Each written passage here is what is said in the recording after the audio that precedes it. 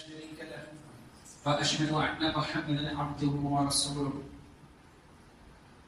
أما بعد، يا أيها الذين آمنوا اتقوا الله حق تقاته ولا تموتن إلا وأنتم مسلمون. يا أيها الناس اتقوا ربكم الذي خلقكم من نفس واحدة وخلق منها زوجها وبث منهما رجالا كثيرا ونساء واتقوا الله الذي تساءلون به والأرحام إن الله كان عليكم رقيبا. يا أيها الذين آمنوا اتقوا الله وقولوا قولا سديدا يصلح لكم أعمالكم ويغفر لكم ذنوبكم ومن يطع الله ورسوله فقد فاز فوزا عظيما. أما بعد، فإن خير الحديث كتاب الله وخير الحديث عن محمد صلى الله عليه وسلم وشر الأمور محدثاتها وكل محدثة بدعة وكل بدعة ضلالة وكل ضلالة في النار. أعوذ بالله من الشيطان الرجيم من حمزه ونفخه. بسم الله الرحمن الرحيم.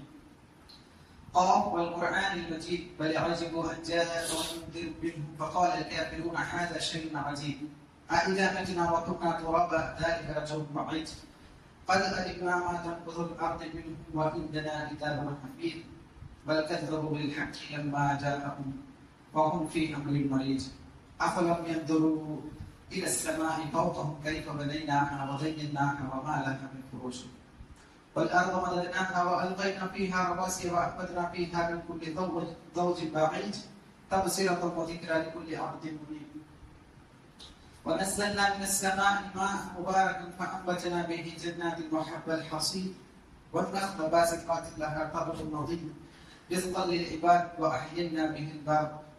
وأحيينا به بلدا ميتا كذلك الخروج كذب قبلهم قوم نوح وأصحاب الرس والثمود وعاد فرعون وإخوان لوط وأصحاب الأيكة وقوم تبع كل كذب الرسل بالطواعين أفأعينا بالخلق الأكبر بل هم في لبس من خلق جديد.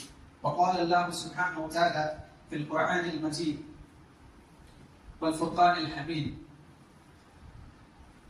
قل إنني هداني ربي إلى صراط مستقيم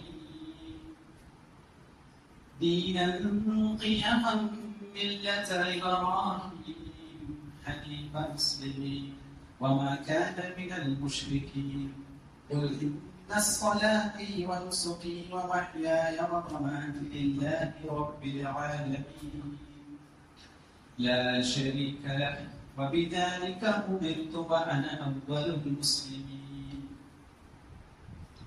وقال النبي صلى الله عليه وسلم حدثنا إكرمة قال رأيت رجلا عند المقام يكبر في كل كفت ورافع وإذا قمن وإذا وداع فأخبرتها عباس رضي الله تعالى عنه قال أوليس تلك صلاة النبي صلى الله عليه وسلم لا أمتي لك؟ رواه البخاري 787. సమస్త స్తోత్రాలు శుభాలు పొగడ్తలు ఆరాధనలు సర్వ సృష్టికర్త పాలకుడు పోషకుడు ఈ భూమి ఆకాశాల యజమాని తీర్పు దినపు యజమాని స్వర్గ నరకాలను నిర్ణయించేవాడు ప్రసాదించేవాడు మనందరికీ ఉపాధిని ప్రసాదించేవాడు అయిన అల్లాహ్ సుబ్హానహు వ తఆలా ఆయనకే శోభించుట మరియు మానవుల యొక్క హితోపదేశం కొరకు ఆయన పంపించినటువంటి ప్రవక్తలందరిపైన అల్లాహ్ సుబ్హానహు వ తఆలా యొక్క అమితమైన శుభాలు కూలిక. ప్రత్యేకించి చిట్ట చివరి ప్రవక్త మన ఉమ్మత్ యొక్క కారుణ్యమూర్తి ప్రవక్త ముహమ్మద్ సల్లల్లాహు అలైహి వసల్లం వారిపైన అల్లాహ్ సుబ్హానహు వ తఆలా యొక్క ప్రత్యేకమైన కారుణ్యం కూలిక. اللهم صل على محمد وعلى آل محمد كما صليت على إبراهيم وعلى آل إبراهيم إنك حميد مجيد. اللهم بارك على محمد وعلى آل محمد كما باركت على إبراهيم وعلى آل إبراهيم إنك حميد مجيد. رب اشرح لي صدري ويسر لي امري واحلل عقدة من لساني يفقهوا قولي ربي زدني علما ربي زدني علما ربي زدني علما سبحانك لا علم لنا الا ما علمتنا انك انت الغفور الرحيم. సోదరులారా, ఖుత్బా మస్తున్న తర్వాత నేను మీ ముందు సూరతుల్ అన్ఆమ్ సూరా నంబర్ 6 ఆయత నంబర్ 161 నుంచి 3 ఆయతులు పఠించాను. అందులో అల్లాహ్ సుబ్హానహు వ తఆలా తెలియజేస్తున్నాడు ఏమని, ఓ ప్రవక్త సల్లల్లాహు అలైహి వసల్లం, ఈ విధంగా చెప్పు, నా ప్రభు నాకు రుజుమార్గం చూపించాడు.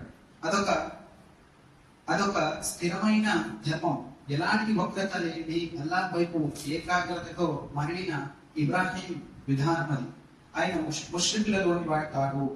ఈ గ్రంథంలో ఇబ్రాహీం అలైహిస్సలాం వృత్తాంతాన్ని కూడా ప్రస్తావించు.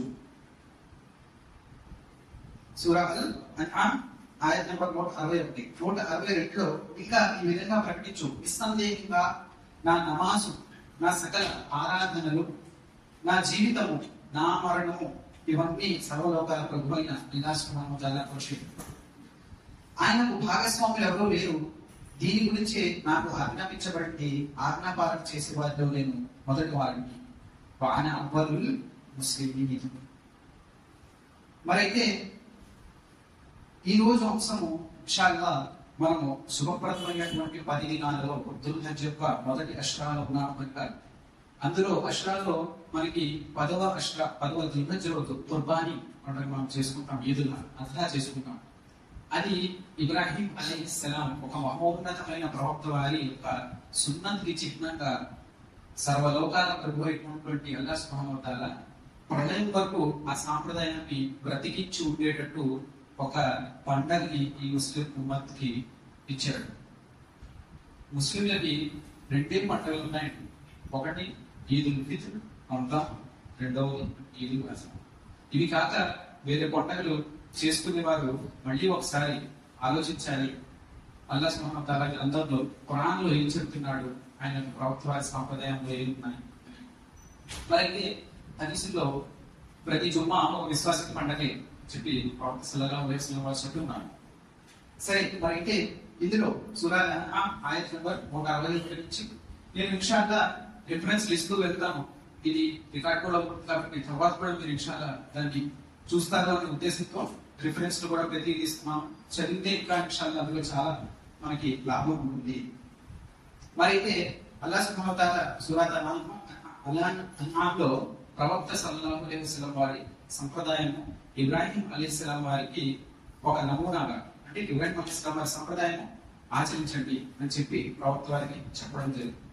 అలాగే నేను ఒక హదీస్ సహీహ్ బుఖారీ నుంచి ఉల్లేఖించాను.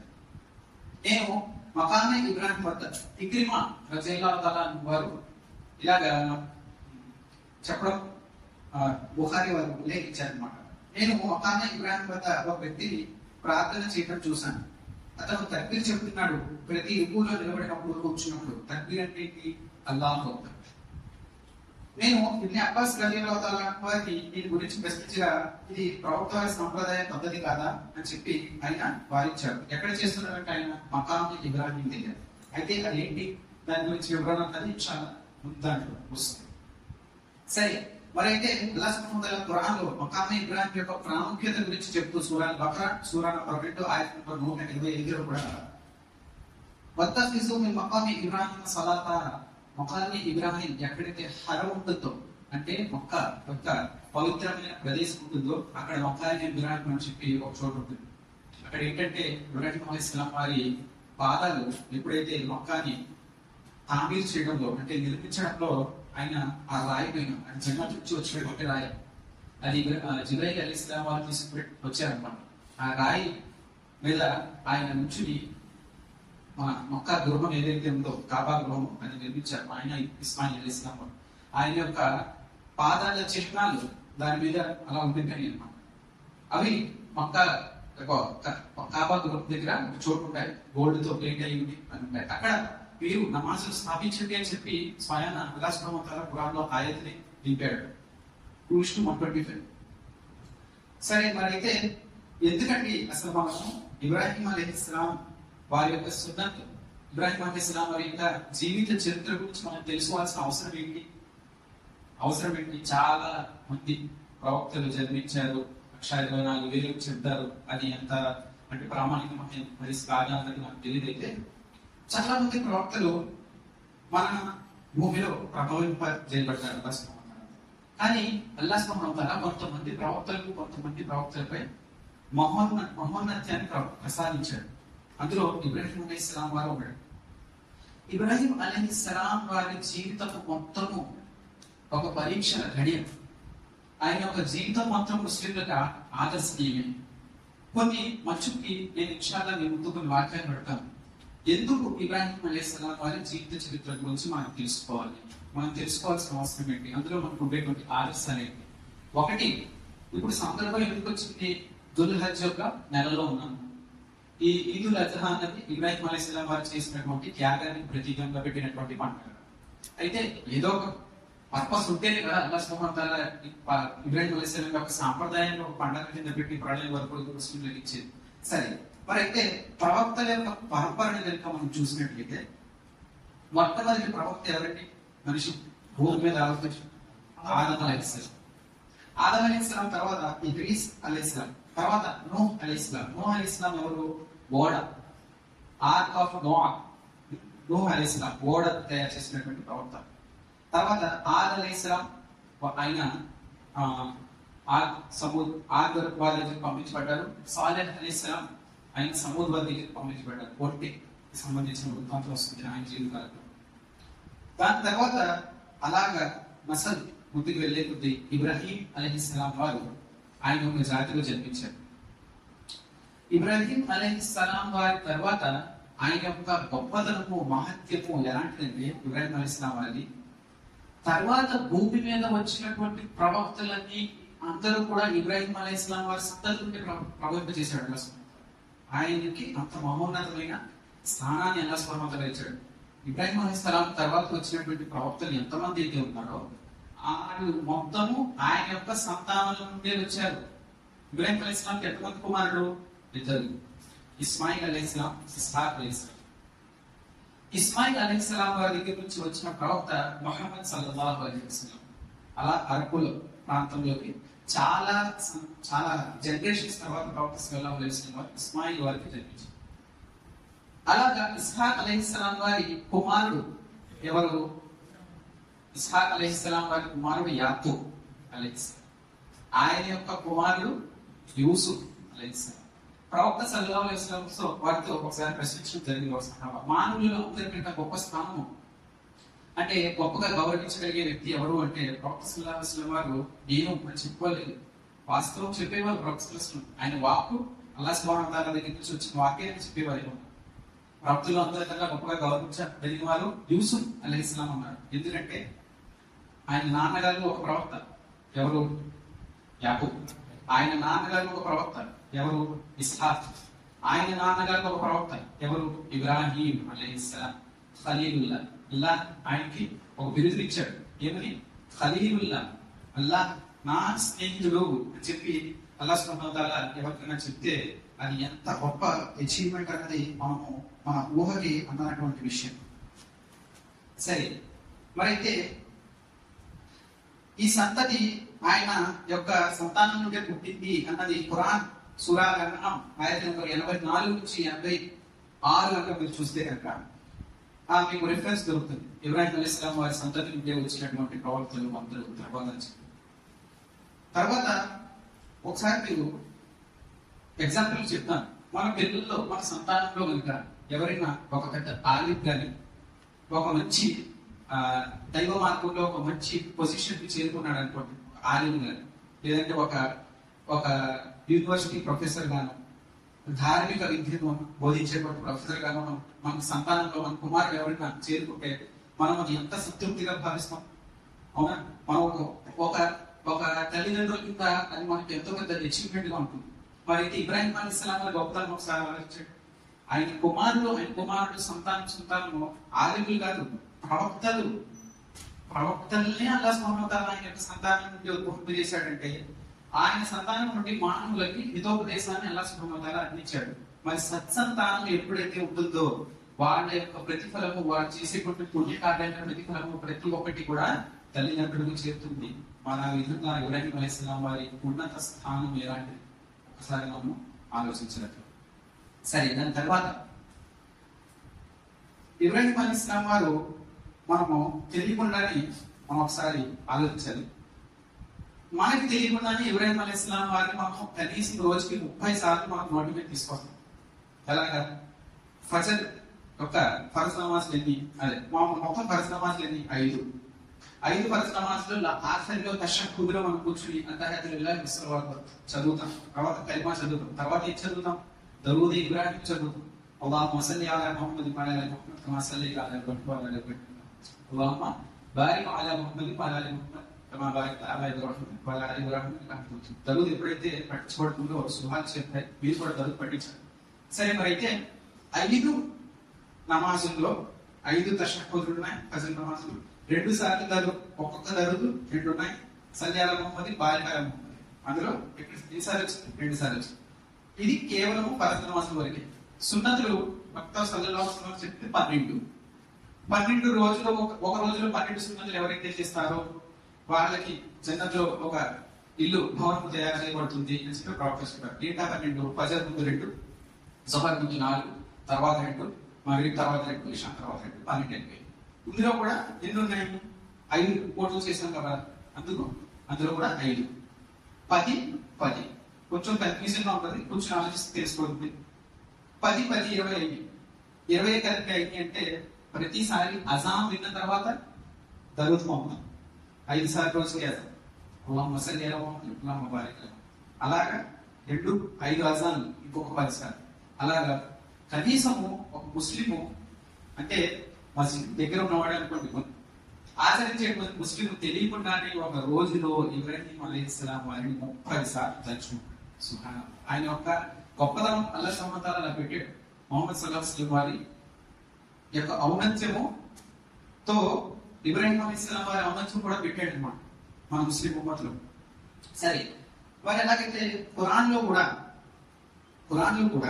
ఇబ్రాహీం అలైహిస్సలాం వారి పేరు 69 సార్లు వచ్చింది, పేరుతో సహా.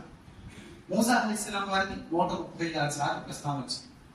అలాగే నూహ్ అలైహిస్సలాం వారికి 43 సార్లు వచ్చింది. ముహమ్మద్ సల్లల్లాహు అలైహి వసల్లం అంటే ఎన్నిసార్లు వచ్చి ఉంటుందో ఎవరు చెప్తారు? 4 సార్లు వచ్చింది కేవలం. ఖురాన్ కనుక ప్రవక్త సల్లల్లాహు అలైహి వసల్లం వారి రచించి ఉంటే ఏ ఆధారంగా తాను హైలైట్ చేసుకోవడానికో, లేదంటే written by so and so అనో, లేదంటే తాను రాసిన దాంట్లో తను హైలైటెడ్ ఖురాన్ అన్నది ప్రవక్త వారి యొక్క వాక్కు కాదు, అది దైవవాణి. అల్లాహ్ సుబ్హానహు వ తఆలా దగ్గర నుంచి వచ్చినటువంటి నిజమైన ఒక దైవవాణి, అది దైవ గ్రంథం, ఆకాశ గ్రంథం అనడానికి నిదర్శనాల్లో పండితులు చెప్పేటువంటి నిదర్శనం ఇది. ఏంటంటే ప్రవక్త సల్లల్లాహు అలైహి వసల్లం పేరుతో ప్రస్తావన ఖురాన్లో 4 సార్లు వచ్చింది. ఇబ్రాహీం అలైహిస్సలాం వారి ప్రస్తావన 69 సార్లు వచ్చింది. మూసా అలైహిస్సలాంకి 136 సార్లు వచ్చింది. ఉదాహరణకి నేను చెప్తాను. ఒకవేళ మన పేరే కనుక ఒక ఏదో న్యూస్ పేపర్ లో వచ్చిందంట, ఏదో డెక్కన్ క్రానికల్లోనో ఏదో ఈయన పలానా మన బషీర్ గారు ఇది సాధించారు ఈ రోజు అని చెప్పి వచ్చిందని చూడండి. అంటే ఎవరో వస్తే మనం ఎంత గొప్పగా ఫీల్ అవుతాం. మొన్నటి ఇంకా వాట్సాప్ లో వాటిలో షేర్లు, ఓ బాబాయ్ నా మీద ఆర్టికల్ వచ్చింది న్యూస్ పేపర్ లో. అలాంటిది ఆకాశం యొక్క గ్రంథము, దైవ గ్రంథము, అల్లాహ్ సుబ్హానహు వ తఆలా ప్రళయం వరకు భద్రపరిచి ఉండేటువంటి గ్రంథము. అందులో ఎటువంటి మార్పులు చేర్పులు ముందు నుంచి కానీ వెనక నుంచి కానీ చేరవటువంటి గ్రంథంలో అల్లాహ్ సుబ్హానహు వ తఆలా ఒక ప్రవక్త వారి పేరు ప్రస్తావన తీసుకున్నాడు అంటే ఆయన యొక్క మహత్యం ఎంతో ఉంటుంది. అది కూడా ఒకసారి కాదు, 2 సార్లు 69 సార్లు ఇబ్రాహీం అలైహిస్సలాం వారి పేరు ఖురాన్లో వచ్చిందన్నమాట. అలాగే ఇబ్రాహీం అలైహిస్సలాం వారి యొక్క టైటిల్స్ ఏమంటారంటే తెలుగు బిరుదులు అల్లాహ్ సుబ్హానహు వ తఆలా ఖలీలుల్లా అని చెప్పి ఇబ్రాహీం అలైహిస్సలాం వారికి ప్రబోధించారు. ఇబ్రాహీం అలైహిస్సలాం వారికి ఖలీలుల్లా అన్నాడు అన్నమాట. ఖలీల్ అన్న పదానికి అరబీలో కనుక మనం మీనింగ్ చూస్తే అది మిత్రులలో అందరికన్నా చాలా దగ్గరగా ఉండే మిత్రుడు. అంటే ఆప్త మిత్రుడు అంటారు చూసారా, నా ప్రాణం తర్వాత వీడేనా నాకు అన్నటువంటి వ్యక్తులు మన లైఫ్ లో ఎవరో ఒకరు ఉంటారు. అంత దగ్గర మిత్రులు అన్నమాట. సరే, మరి అయితే ప్రవక్త ఒకసారి ఒక సందర్భంలో నేను ఈ భూమిలో అందరికన్నా ఎక్కువగా ఎవరికన్నా మిత్రుడిగా తీసుకుంటే కనుక, ఖలీల్గా తీసుకుంటే కనుక నా ఆప్త మిత్రుడు అయినటువంటి అబూబకర్ సిద్దీక్ రలియల్లాహు తఆలా వారిని నేను తీసుకునేవాడిని అని చెప్పారు. అబూబకర్ సిద్దీక్ వారు ఎవరు? ప్రవక్త వారి హిజ్రత్ ఎప్పుడైతే చేశారో ఆ యొక్క గుహలో ఎప్పుడైతే ప్రవక్త వారు అబూబకర్ వారు దాక్కున్నారో ముష్రికులకు దొరకకుండా, అప్పుడు అబూబకర్ సిద్దీక్ రలియల్లాహు తఆలా ప్రవక్త వారిని ఎక్కడ ఒక విష సర్పము కాటేటనుకుంటే ఆయన రంధ్రంలో ఆయన ఒక బొట్టకు వేలు పెట్టి ఆ విష సర్పాన్ని రాకుండా ఆపుతారు. ఆ సర్పము ఆయన్ని కాటేసినప్పుడు ఆ బొట్టకు వేలు ఆ విషంతో ఉబ్బిపోయి ఆయన కళ్ళ నుంచి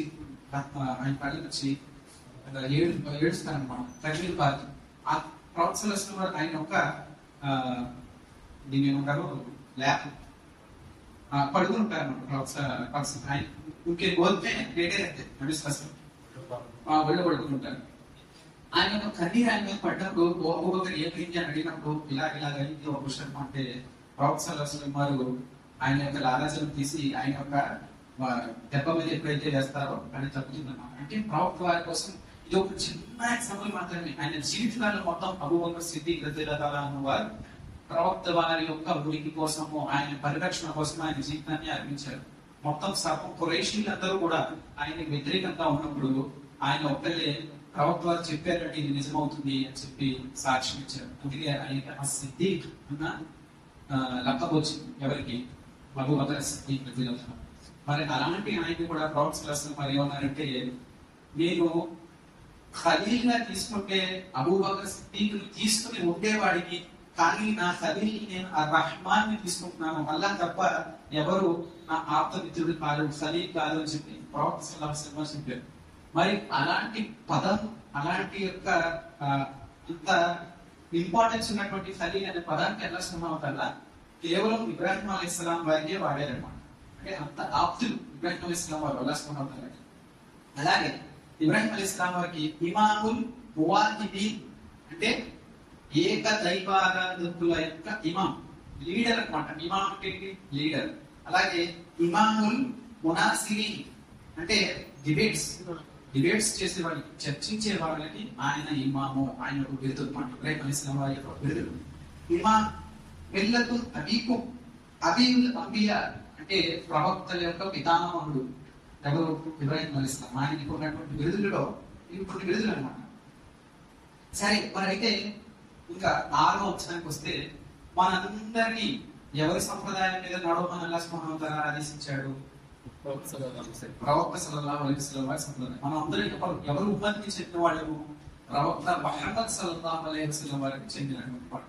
సూరా నిసా సూరా నంబర్ 4 ఆయత నంబర్ 80 కూడా మన్ యుతీఉ రసూల ఫఖద్ అతాఅల్లాహ వమన్ తవల్లహు ఫమన్ కమా అర్సల్నాక అలైహిం హఫీజా.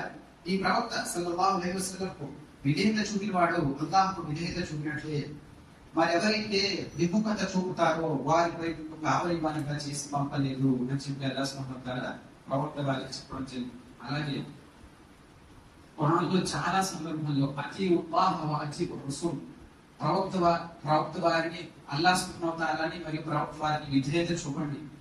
అలాగే సూరా అహ్జాబ్ 30:21, అల్ ఇమ్రాన్ 3:21, నిసా 4:80, అల్ హషర్ 59:7 చాలా సూరాలలో ప్రవక్త వారి యొక్క సంప్రదాయము, సున్నత్ మీద మీరు అమలుపరచండి. మరియు ప్రవక్త ఏది ఆయన యొక్క జీవితం మొత్తంలోకి మీకు మంచి నిదర్శనం ఉంది, ఆ నిదర్శనాన్ని మీరు తీసుకోండి, దానిపైన అమలుపరచండి అని చెప్పి అల్లాహ్ సుబ్హానహు వ తఆలా ప్రవక్త వారి యొక్క సున్నత్ మీద ప్రతి ఒక్కరికి చెప్పాడు. ఇంకొకటి, ఏ ఆరాధన అయినా స్వీకరించబడాలి అంటే అది ఒకటి ఇఖ్లాస్ తో కూడుకుని ఉండాలి. కేవలం అల్లాహ్ సుబ్హానహు వ తఆలా కొరకు మనం చేస్తున్నాము మరియు ప్రవక్త వారి సంప్రదాయాన్ని చేసేటువంటి ఆరాధన ఉండాలి. మరి అలాంటప్పుడు ప్రవక్త వారిని ఏమన్నా చెప్పాడు అల్లాహ్ సుబ్హానహు వ తఆలా? సూరా నహల్ సూరా నంబర్ 16 ఆయత నంబర్ 123లో అల్లాహ్ సుబ్హానహు వ తఆలా చెప్పాడు ఏమంటే, అల్లాహ్ సుబ్హానహు వ తఆలా ప్రవక్త సల్లల్లాహు అలైహి వసల్లం వారిని మీకు సుమ్మా ఔహైనా ఇలైక అనిత్తబిఉ మిల్లత ఇబ్రాహీమ హనీఫా వమా కాన మినల్ ముష్రికీన్. తర్వాత నేను ఏకాగ్ర చిత్తుడైన ఇబ్రాహీం ధర్మాన్ని అనుసరించమని మీ వద్దకు వహీ పంపాము అని చెప్పి అతడు బహుదైవారాధనలో చేసే వారిలో వాడు చెప్పి సూరా నహల్ సూరా నంబర్ 16:123లో అల్లాహ్ సుబ్హానహు వ తఆలా చెప్పడం జరిగింది అన్నమాట. అంటే ఇక్కడ ఏంటి, మనందరినీ ప్రవక్త సల్లల్లాహు అలైహి వసల్లం వారి సున్నత్ మీద అమలుపరచండి అన్నారు. మరి ప్రవక్త వారిని మీరు ఇబ్రాహీం అలైహిస్సలాం వారి సున్నత్ మీద అమలుపరచండి అన్నారు. అంటే ఇబ్రాహీం అలైహిస్సలాం వారి యొక్క జీవితము, ఆయన యొక్క ఔన్నత్యము ఎలాంటిది అని చెప్పి మనకి అందులో నిదర్శనం మనకు తెలుస్తుంది అన్నమాట. ఒక విధంగా చూస్తే ప్రవక్త సల్లల్లాహు అలైహి వసల్లం వారి యొక్క ముత్తాత అవుతారు ఇబ్రాహీం అలైహిస్సలాం. అంతే కదా, ఆయన యొక్క తర్వాత జనరేషన్స్ లో వచ్చినటువంటి ప్రవక్తే మొహమ్మద్ సల్లల్లాహు అలైహి వసల్లం ఇబ్రాహీం అలైహిస్సలాం వారు. మరియు ఇబ్రాహీం అలైహిస్సలాం వారి పేరు మీద ఒక సూరానే ఉంది ఖురాన్లో, సూరా నంబర్ 14. అలాగే మరియం అలైహిస్సలాం వారి మీద ఒక సూరా ఉందో, అలాగే 14 ఒక సూరా, 14 సూరా ఇబ్రాహీం అలైహిస్సలాం వారి. సరే, అయితే ఇబ్రాహీం అలైహిస్సలాం వారి యొక్క జీవితం, ఆయన యొక్క ఔన్నత్యం గురించి మనము చాలా ఆయతులు అద్భుతంగా చాలా యొక్క నిదర్శనాలు మనం అయితే చూసాం కనుక ఆయన యొక్క జీవితం గురించి కొంచెం కొన్ని పాయింట్లు ముందు పెడతాను. ఎందుకంటే ఇబ్రాహీం అలైహిస్సలాం వారి యొక్క సీరత్ కనుక మనం తీసుకుంటే, ఆయన యొక్క జీవిత చరిత్ర తీసుకుంటే ఒక జుమా సరిపోతుంది. అంత ఔన్నత్యం కలిగి మరియు అన్ని ఆదర్శాలు మనకి ఒక్కొక్క ఆయన జీవిత ఘట్టంలో నుంచి తీసుకునేటువంటి అవకాశం మనకి ఉందన్నమాట.